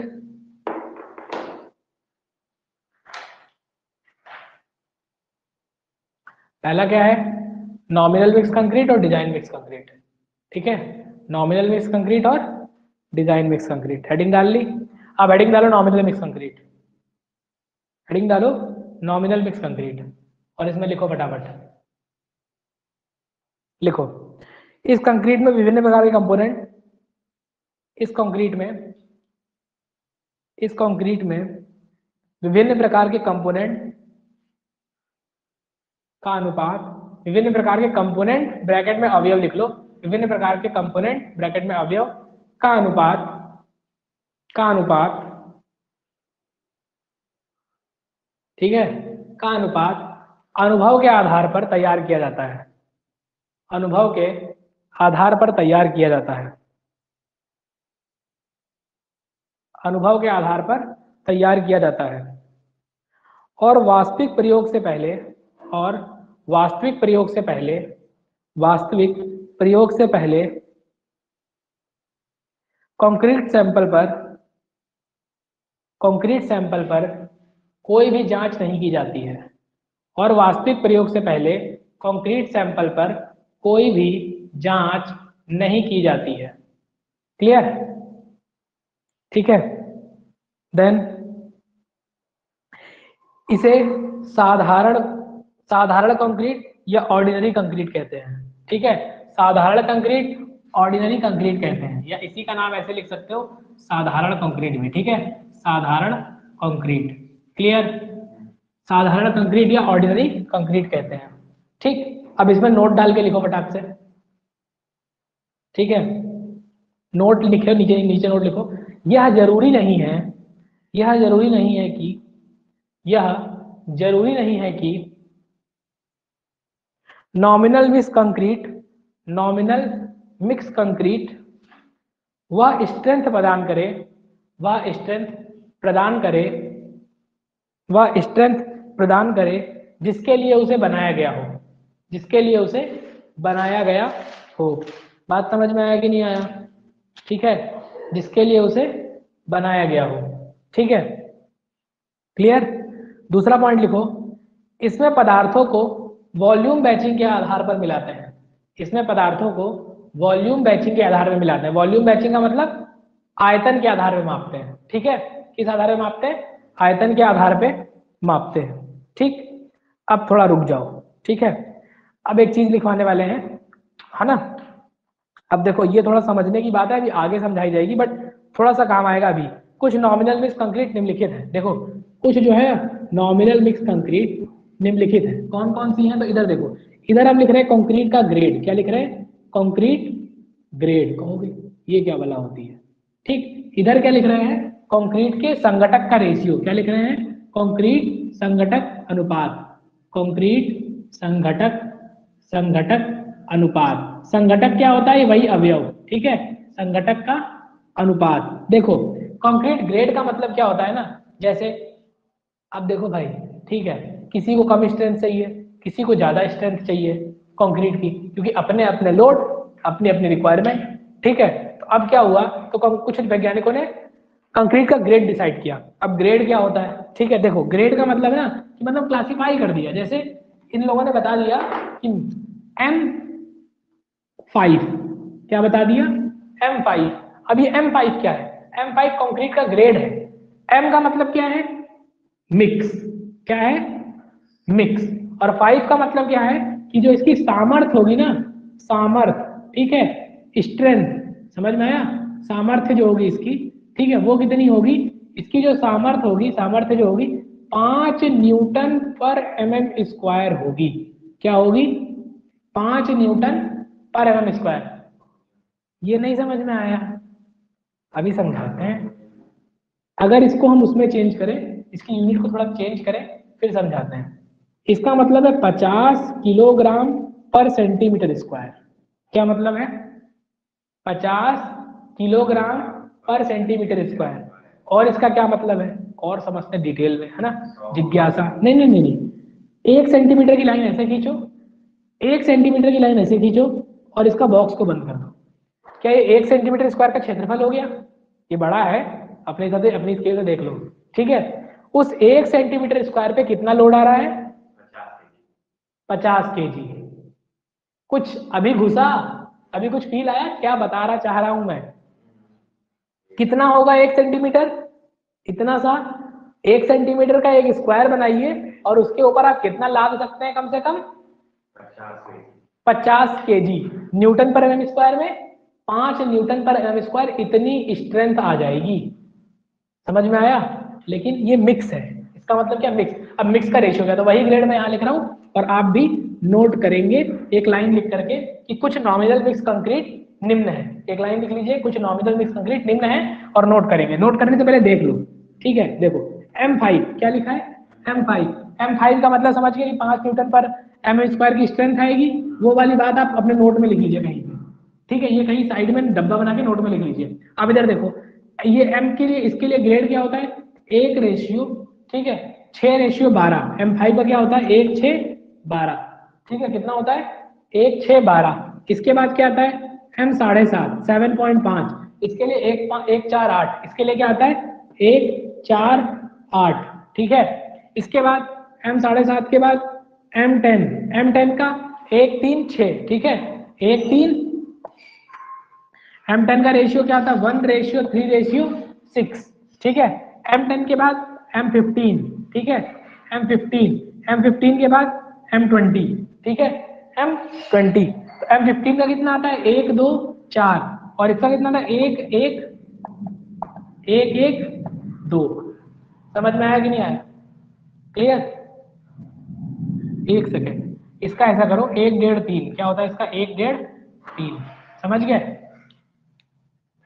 क्लियर। याद करने का तरीका क्या है, सब में 1 1 पहले लगा दो, 6 में 2 गया 4, फिर 3 2 1.5, और इनका डबल, 6 का डबल 12, 4 का डबल 8, 3 का डबल दिस, ठीक है, समझ गए। ये मिक्स है 20 तक, 20 के बाद और भी ग्रेड है, 80 तक ग्रेड है, ठीक है। 20 के बाद 25 30 35 40 45 50, ठीक है, फिर 60 65, 65 के बाद रुक गया, फिर हाई स्ट्रेंथ कंक्रीट आ गई, फिर 65 से 80 तक वो हाई स्ट्रेंथ कंक्रीट गई है, ठीक है। वो सब अलग है, वो क्यों है, क्योंकि वो डिजाइन मिक्स में आते हैं। इनका क्या है, नॉमिनल मिक्स। तो अगर आप अपने घर पे कोई भी कास्ट करवा रहे हो, आपको लग रहा है इतना लोड आ रहा है, आप चाह रहे हो, तो फटाक से बताओ 1 3 6 का बनाओ। आपने सुना होगा ज्यादातर यही बनता है, 1 3 6। स्लैब में 1 3 6 चलता है। 1 3 6 का मतलब 1 बोरी सीमेंट डालते हैं, तो 3 बोरी आप 3 बोरी बालू डालते हैं, ठीक है भाई, मोरंग बोलते हो, और 6 बोरी क्या डालते हैं, गिट्टी डालते हैं। 1 3 6 चलता है या 1 4 8 चलता है, समझ गए। तो इतनी स्ट्रेंथ देते हैं, इतनी स्ट्रेंथ कम थोड़ी है, 7.5। 7.5 का मतलब 10 से गुणा करो, 75 किलोग्राम पर सेंटीमीटर स्क्वायर, ठीक है, समझ में आया ना।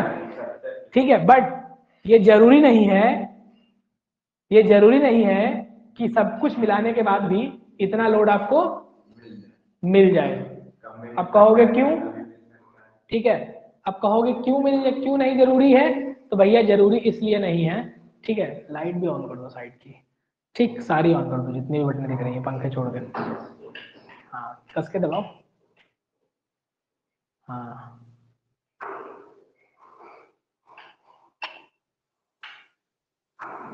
ठीक, तो बात समझ में आई कि नहीं आई? क्लियर? ये दोनों तो चल नहीं, बटन आप कस के दबा दो, जितनी दबी है सबको कस के दबा दो। हाँ, सबसे साइड वाली है, इधर सबसे साइड वाली, हाँ ये, बस, ठीक है, अभी और क्लियरिटी आ गई होगी। ठीक, तो इधर देखो, क्लियर? तो इतनी बात समझ में आ गई कि नहीं आ गई? नहीं आई? आ गई होगी, ठीक है। अब डालो, ये नोट करने के बाद अब डालो डिजाइन मिक्स कंक्रीट। क्या डालो? Design mix concrete. क्लास बहुत लंबी होगी, ठीक है, टेंशन मत लो, 1.5 घंटे क्लास होगी, आदत डाल लो। कॉलेज पे पहुंचे नहीं ढंग से तो 1.5 घंटे क्लास होगी कैसे? ठीक है, इधर देखो, नोट हो गया ये? डालो डिजाइन मिक्स कंक्रीट। अब देखो डिजाइन मिक्स कंक्रीट क्या होती है। देखो डिजाइन मिक्स कंक्रीट की बात करें ना, तो इसको लैब में डिजाइन करते हैं। लैब में कैसे डिजाइन करते हैं? लैब में सारे इंजीनियर्स बैठते हैं प्रेम से, ठीक है। जब देखो जैसे कोई भी, ये बड़े बड़े प्रोजेक्ट के बारे में बात होती है, जैसे प्रोजेक्ट कोई बनना बड़ा था, ठीक, गवर्नमेंट का कोई प्रोजेक्ट बनना है, पुल बनना है, ठीक है, कोई हॉस्पिटल बनना है, तो बहुत बड़ा स्ट्रक्चर है भाई, सालों साल लगेंगे। तो 1 साल पहले लोग बैठते हैं, ठीक है, उसकी डिजाइन करने। अब डिजाइन में वो नहीं करते कि 10 फीट का ये बनेगा, 4 फीट का ये बनेगा, 5 फीट का बनेगा, वो तो करते ही हैं, अलग सी चीज है। एक एक चीज मतलब कि कितना लोड आने वाला है, कितने साल तक काम करने वाला है ये, है ना, कौन कौन सी चीजें इसमें इंक्लूडेड होंगी। अब उसके लिए एक एक मटेरियल की बारीकी, कौन सी ग्रेड का क्या मटेरियल यूज होगा, वो तभी डिसाइड हो जाता है, ठीक है, वो मटेरियल तभी डिसाइड हो जाएगा, यूज करने से पहले ही डिसाइड होगा, किस किस प्रपोर्शन में यूज होगा, कितना कितना कवर देंगे, एक एक चीज बैच के वो डिजाइन करते हैं। और डिजाइन कैसे करते हैं? प्रोजेक्ट बनाते हैं। आज अपने 3rd ईयर में जाएंगे ना, तो आपको एक प्रोजेक्ट मिलेगा, ठीक है, बिल्डिंग कंस्ट्रक्शन का प्रोजेक्ट मिल जाएगा, 1 किलोमीटर लंबी रोड का प्रोजेक्ट मिल जाएगा। तो आपको प्रोजेक्ट बनाना होगा। प्रोजेक्ट बनाने में क्या करना होता है? प्रोजेक्ट बनाने के लिए आपको 6 महीने का टाइम देंगे, ठीक है। आप जैसे एंट्री करेंगे अपने फाइनल सेमेस्टर में, 6th सेमेस्टर में, तो आपका एक प्रोजेक्ट होगा। उस प्रोजेक्ट में क्या होगा? सिंपल, तो आपको बता देंगे कि आपको फला फला प्रोजेक्ट मिला है, इसके ऊपर रिसर्च करिए अपनी। रिसर्च में क्या, अभी तक जो आपने सर्वे पढ़ा था, ठीक है, वो सारा सर्वे करिए, कितने लोगों के लिए बन रही है, क्यों बन रही है, क्या बन रही है, सब लिखिए, रिपोर्ट पूरी तैयार करिए। सर्वे करने के आधार पर जो आपने नक्शे बनाए हैं, उनके आधार पर उसका एस्टिमेशन कॉस्टिंग करिए, जो अभी आगे पढ़ेंगे। फिर उसका मतलब पहले तो डिजाइन तैयार करिए, डिजाइन करने के बाद जो डिजाइन निकल के आएगा, उस डिजाइन के आधार पे एस्टिमेशन कॉस्टिंग करिए, डिफाइन करिए कितने कितने लेबर लगे, कितना कितना कॉस्ट आएगा, सब कुछ, सारी कॉस्ट सब हो जाएगी। मतलब एक तरीके से वो फाइल में वो पूरी की पूरी रोड बन गई है, समझ गए? अब अगर किसी को भी आप थमाओगे और वो उसको एग्जीक्यूट करता हुआ चलेगा, तो रोड बना लेगा पूरी पूरी। 6 महीने का टाइम मिलता है, 5 लोग की 6 लोग की टीम बनाएंगे आपके कॉलेज वाले और करा देंगे, ठीक है। ये था सही चीज। अब इसका दूसरा पक्ष क्या होता है ना, बच्चों को आखिरी के 15 दिन में आता था प्रोजेक्ट बनाना है, गूगल से कॉपी मारते हैं, पुरानी फाइल टीचर से मार के छाप देते हैं, दैट्स इट, काम खत्म, मुहर लग जाती है, और वो फाइल आपको मिल जाती है, वही आपकी पूंजी है एक तरीके से, ठीक है, वही सबसे ज्यादा सीखते हो 3 साल में, जो पढ़ा 3 साल में सब लग जाता है उस प्रोजेक्ट में। तो कोशिश करो थोड़ी बहुत ईमानदारी दिखा लो, नहीं छापना तो एटलीस्ट पढ़ तो लेना ही कि अगले ने क्या लिखा था, ठीक है, कैसे कैसे प्रोजेक्ट बनता है, तो कभी पढ़ लेना, समझ में आ जाएगा। बस ये नहीं लेके कॉपी धड़ धड़, अब तो प्रिंट आउट का सिस्टम चल गया, प्रिंट करा देते हैं, काम ही खत्म, ठीक है, पढ़ने की जरूरत नहीं। देखो इधर देखो, तो ये बातें समझ में आ गई। अब डिजाइन मिक्स कंक्रीट जो मैं बता रहा था प्रोजेक्ट के लिए, तो इसमें क्या होता है, इसमें सब कुछ नियंत्रित होता है, इसका रेशियो अलग अलग तरीके से आएगा, है ना, इसका रेशियो क्या आएगा, अलग अलग तरीके से आएगा। और ये जो रेशियो आएंगे ना, ये हम लोग कहाँ डिजाइन करते हैं, कंट्रोल होते हैं, और ये सारे के सारे लैब में डिजाइन होते हैं। समझ में आ गया कि नहीं आ गया? क्लियर? और इसमें जो बैचिंग करते हैं वो वॉल्यूम बैचिंग नहीं करते हैं, वेट बैचिंग करते हैं। कैसी करते हैं? वेट बैचिंग, तौल तौल के करते हैं सबको। तौल तौल के क्यों करते हैं? अभी सीमेंट वाला कहानी बताया आपको, है ना, क्लियर? एक तसला सीमेंट का भार अलग अलग हो सकता है, डिपेंड करता है भरने वाला कौन था, ठीक है, समझ में है ना, कैसे भरा उसमें, क्लियर? तो ये बात हो गई, तो वेट बैचिंग, तो ठीक है। अब लिखो फटाफट इसके बारे में, ठीक, लिखो डिजाइन मिक्स कंक्रीट हेडिंग डालिए और लिखिए।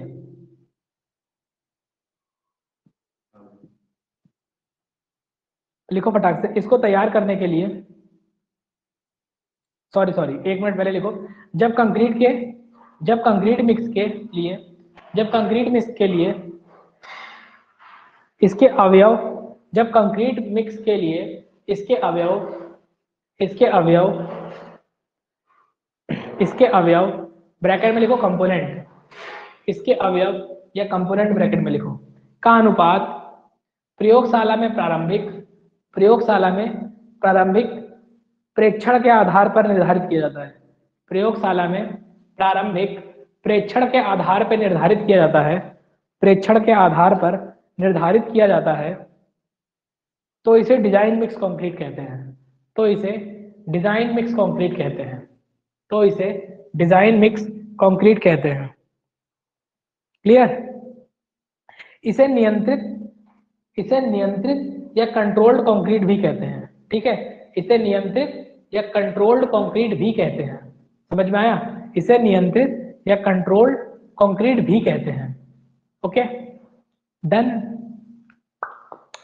ठीक है, इसके बाद पहला पॉइंट लिखो। इसे तैयार करने के लिए संगठकों का अनुपात वेट पर संगठों का अनुपात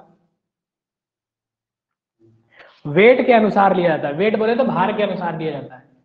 भार के अनुसार लिया जाता है। ठीक है, भार के अनुसार लिया जाता है। ठीक, अब देखो, अब थोड़ा थम जाओ। ठीक, थम जाओ। एक संस्था है, ठीक है, जो बहुत आप लोगों से इंजीनियर से बहुत प्रेम करती है। ठीक है ना, जिसके बिना इंजीनियर का काम होने वाला नहीं है। इसको बोलते हैं BIS। क्या बोलते हैं? BIS। अपनी किताबों पे आपने देखा होगा आज के पहले, ब्यूरो ऑफ इंडियन स्टैंडर्ड्स। क्या? Bureau of Indian standards. ठीक है, स्टैंडर्ड्स। ठीक, अब देखो, जो ब्यूरो ऑफ इंडियन स्टैंडर्ड्स होती है ना, इसके अनुसार डिजाइन मिक्स कंक्रीट को 3 भागों में बांटा गया है। पहली थी नॉमिनल मिक्स कंक्रीट, जो M5 से लेके 20 तक थी। ठीक है ना, अब जिसे हम लोग सिंपल कंक्रीट ही बोलते थे। अब BIS ने क्या किया? कंक्रीट के 3 जोन बना दिए। क्या बना दिए? 3 जोन। कौन कौन से 3 जोन थे? तो देखो, हम इसके लिए क्या करेंगे ना, आपको लिख के दिखाते हैं। ठीक, क्या? इधर हम लिखेंगे नेम, उस कंक्रीट का नेम। ठीक, इधर क्या लिखेंगे? ग्रेड। ठीक है, क्या लिखेंगे? ग्रेड, किस ग्रेड से किस ग्रेड तक आती है। और इधर क्या लिखेंगे? उसकी अभिलाक्षणिक सामर्थ्य। कहोगे ये क्या होती है? अभिलाक्षणिक सामर्थ्य क्या होती है ना? तो अभिलाक्षणिक सामर्थ्य का मतलब होता है, ठीक है, अभिलाक्षणिक सामर्थ्य का ऐसा कह सकते हैं 28 दिन की सामर्थ्य। क्या? 28 दिन की सामर्थ्य। ठीक है, अब ये क्या होता है? 28 दिन की सामर्थ्य। ठीक है, अब कहोगे ये सारी बवाल क्या क्या बताए जा रहे हैं, समझ में नहीं आ रहा। ठीक है, लोड बिल्कुल ना ले, धीरे धीरे एक एक करके ना सारी बातें आपको बताई जाएंगी। इधर देखिए, इधर देखिए, अभी बस नोट कर लीजिए। ठीक, जैसे सबसे पहला आता है नॉमिनल मिक्स कंक्रीट। क्या आता है? या फिर साधारण कंक्रीट। ठीक है, इसे क्या बोलोगे? साधारण कंक्रीट। कंक्रीट, साधारण कंक्रीट कहां से कहां तक के ग्रेड के लिए वैरी करती है? ठीक है, साधारण कंक्रीट वैरी करती है M5, ठीक है, M5, M10, sorry, M5, M7.5, M10, M15। ठीक है, M15 क्लियर, और M20। ठीक, यहां तक की जो कंक्रीट होती है वो किसमें आती है? अब देखो, ये दोनों कंक्रीट के आते नहीं है। ठीक है, बेसिकली साधारण मिक्स कंक्रीट में, ठीक है, साधारण कंक्रीट में 3 ही आते हैं, 2 नहीं आते हैं। इतनी बात समझ में आ गई क्या? क्लियर? वो हम लोग जनरल वाली जो अपनी ऑर्डिनरी बना रहे थे ना, उसके लिए है, लोकल काम के लिए। ठीक है, क्लियर? अब इधर देखो, इसके बाद दूसरी कौन सी आती है? मानक कंक्रीट। क्या आती है? मानक कंक्रीट। मानक कंक्रीट का मतलब क्या? इसका इंग्लिश में नाम नॉमिनल मिक्स होता है भैया। ठीक है, नॉमिनल मिक्स, समझ गए ना? इसका मतलब, मानक का मतलब होता है स्टैंडर्ड कंक्रीट। क्या आती है? Standard mix concrete. ठीक है, स्टैंडर्ड कंक्रीट कह लो। स्टैंडर्ड कंक्रीट में कहां से कहां तक आते हैं, तो M25 से लेकर के M55 तक, ठीक है, M25 से लेकर के 55 तक आते थे, 55 तक आते थे, अभी आते हैं 60 तक। कितने तक? 60 तक। अभी कोड जो है ना जस्ट एक साल पहले रिवाइज हुआ है, ठीक है, जो रिवाइज कोड के अकॉर्डिंग 60 तक आते हैं। अब वही पूछा जाएगा डेटा। अभी आईएएस कोड आपको कल दिखा देंगे, कल के लेक्चर में, कि आईएएस 456 2000 कैसे दिखता है। नहीं समझ में आता है, देखना है कैसे दिखता है, गूगल पे जाना, डालना BIS या ऐसे डालना IS 456-2000 लेटेस्ट अपडेट, खटाक से खुल के आएगा, पहला क्लिक करना, डाउनलोड हो जाएगा। बट उसका उपयोग केवल आप पढ़ने के लिए कर सकते हो, डिजाइनिंग पर्पज से नहीं कर सकते, ठीक है, गवर्नमेंट अथोराइज है। मारे जाओगे गिरा के। गवर्नमेंट को कैसे पता चलेगा? हमने तो कर लिया है बेटा जी। कोड का यूज तभी करोगे ना जब बड़े बड़े स्ट्रक्चर्स बनाओगे। बड़े बड़े स्ट्रक्चर्स छोटे मोटे पैसे से बनते नहीं है, बड़े बड़े स्ट्रक्चर्स के लिए बहुत बड़े बड़े बिल पास होते हैं।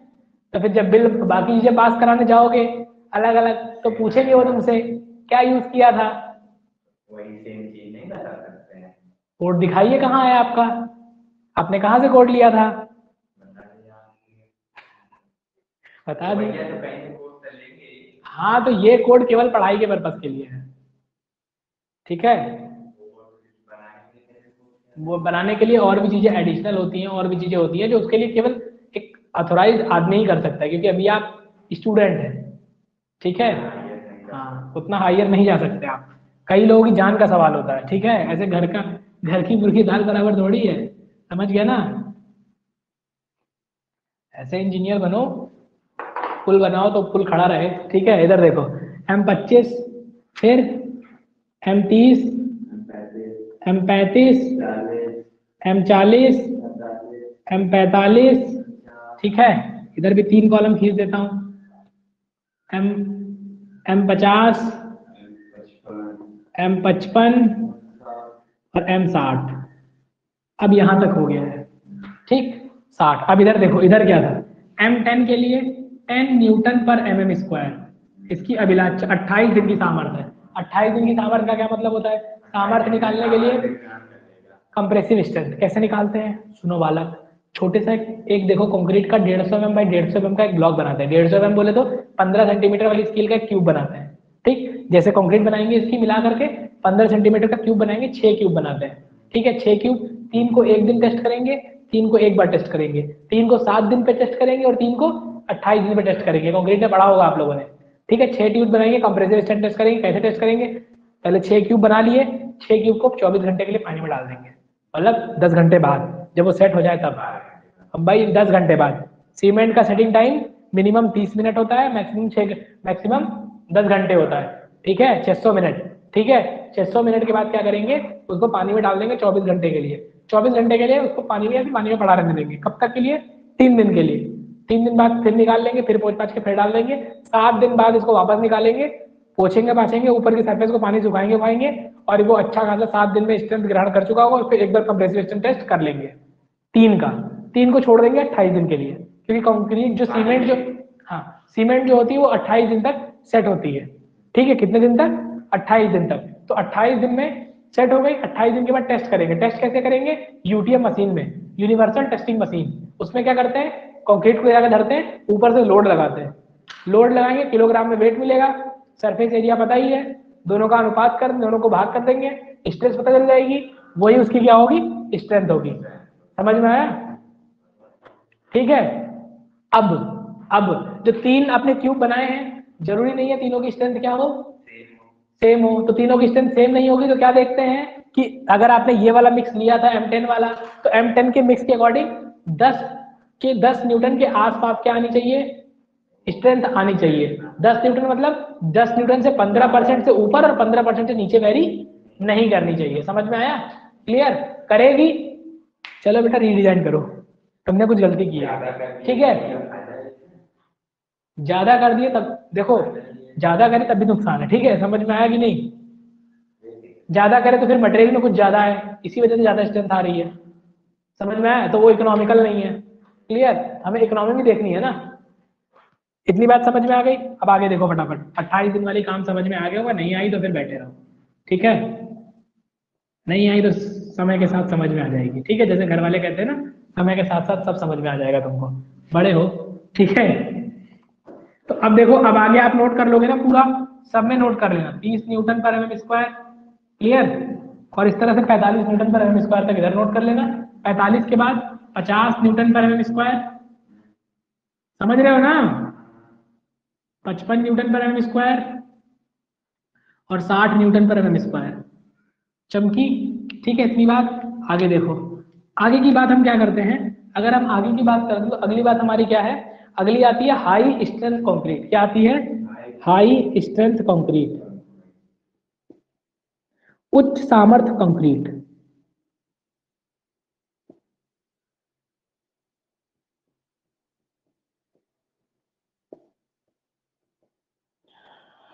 उच्च सामर्थ्य कंक्रीट क्या होती है? तो भैया देखो, ये कहां से शुरू होती है? M65 से। कहां से? M65, M70, M75, M80। भविष्य में खत्म हो जाती, मतलब पहले खत्म हो जाती थी इतने पे, अब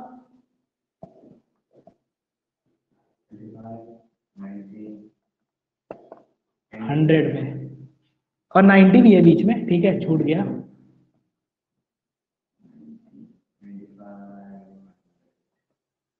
ठीक है, तो तुम समझ लो, ठीक है। अब यहाँ आप बना लेना, अब समझ में आ रहा है कुछ? कितनी बड़ी बड़ी बातें कर रहे हो आप, इसीलिए पढ़ाई जाती है। अभी तक तो लगता था सब बकवास है, जो कर रहे ठीक ही है। अब समझ में आया कितनी सेफ्टी का ध्यान क्यों रखा जाता है।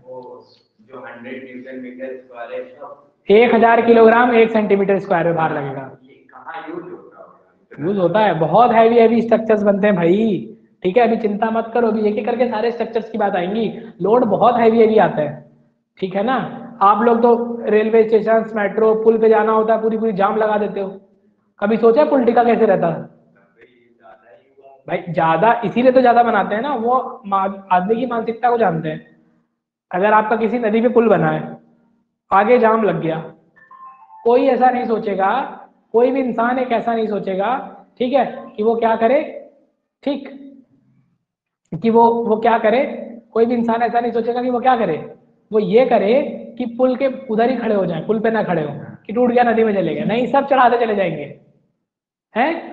कितना बड़ा जाम लग जाता है, बड़े बड़े रैलियां चली जाती हैं, लोगों का भार नहीं होता है क्या एज एन एवरेज एक आदमी 100 किलो का। देखा जाए तो ये ज्यादा नहीं होता है भाई तो यही ना, कर लो, ठीक है। इतनी बात समझ में आ गई कि नहीं आ गई? क्लियर। अब देखो, हाई स्ट्रेंथ कंक्रीट गेट, अब कंक्रीट ग्रेड क्या होते हैं, अभिलाक्षणिक सामर्थ्य क्या होती है, ठीक है, अभिलाक्षणिक भार क्या होता है, फ्लेक्सुरल स्ट्रेंथ, शियर स्ट्रेंथ, ये सारी बातें बताएंगे आपको कल की डेट में, ठीक। इसके बाद हम लोग क्या बात करेंगे, टाइप्स ऑफ स्टील रेनफोर्समेंट और अल्टीमेट बेरिंग की, ठीक है। और इसके बाद फिर हम लोग एलएसएम की बात करने वाले हैं नेक्स्ट डे से। तो बात समझ में आ गई यहाँ तक की सभी को? आज की क्लास के लिए इतना बहुत है, ठीक है। 1 डेढ़ घंटे से क्लास चल रही है, 1 घंटे से प्लस ही है, ठीक है, कोई दिक्कत नहीं है। और ऐसे ही पूरा का पूरा नोट बनवा के हम आगे की तरफ लेके चलेंगे, प्रोसीड करेंगे, ठीक है। हाँ, जो लोग यूट्यूब पे इस वीडियो को देख रहे हैं वो इस वीडियो को 1.5x पे देख सकते हैं, ठीक है, इजीली, बहुत आराम से, ठीक। अभी इंट्रोडक्शन था तो धीरे धीरे चले, बहुत समझा समझा के चले, अब भाग के चलेंगे तो कोर्स जल्दी घसीटेंगे, ठीक है। मिलते हैं फिर नेक्स्ट लेक्चर में, बाय, टेक केयर, जय हिंद, जय भारत।